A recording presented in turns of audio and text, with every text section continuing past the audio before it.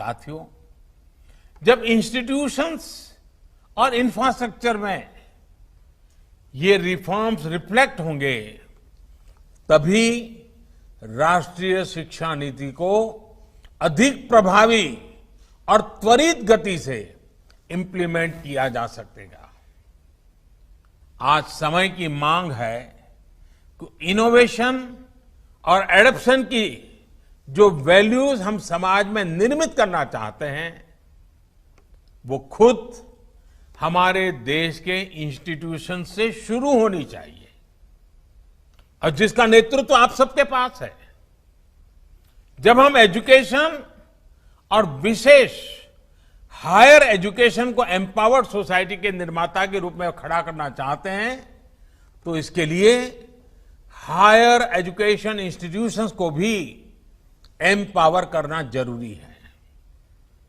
और मैं जानता हूं, जैसे ही इंस्टीट्यूशंस को एम्पावर करने की बात आती है, तो उसके साथ ही एक और शब्द चला आता है, और वो शब्द आप भली बात ही जानते हैं। वो शब्द क्या है? ऑटोनॉमी। ऑटोनॉमी। आप भी जानते हैं कि ऑटोनॉमी को लेकर हमारे यहां दो तरह के मत पूरे देश में प्रवर्तमान है। एक कहता है कि सब कुछ सरकारी नियंत्रण से पूरी सख्ती से चलना चाहिए, तो दूसरा कहता है कि सभी संस्थानों को बाय डिफॉल्ट ऑटोनॉमी मिलनी चाहिए। पहली अप्रोच में नॉन गवर्नमेंट संस्थानों के प्रति मिसट्रस्ट दिखता है, तो दूसरी अप्रोच में ऑटोनॉमी को एंटाइटलमेंट के रूप में भी ट्रीट किया जाता है। गुड क्वालिटी एजुकेशन का रास्ता इन दोनों के बीच में से ही निकलता है, दोनों मतों के मध्य से ही निकलता है।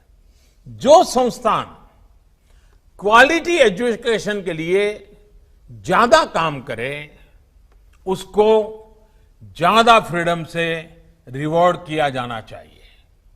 इससे क्वालिटी को एनकरेजमेंट मिलेगा और सबको ग्रो करने के लिए इंसेंटिव भी मिलेगा।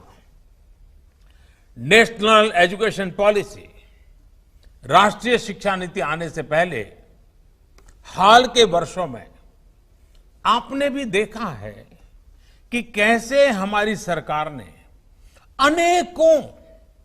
अनेकों इंस्टीट्यूशंस को ऑटोनॉमी देने की पहल की है। मुझे उम्मीद है राष्ट्रीय शिक्षा नीति का जैसे जैसे विस्तार होगा, शिक्षा संस्थानों को ऑटोनॉमी की प्रक्रिया भी और तेज होगी।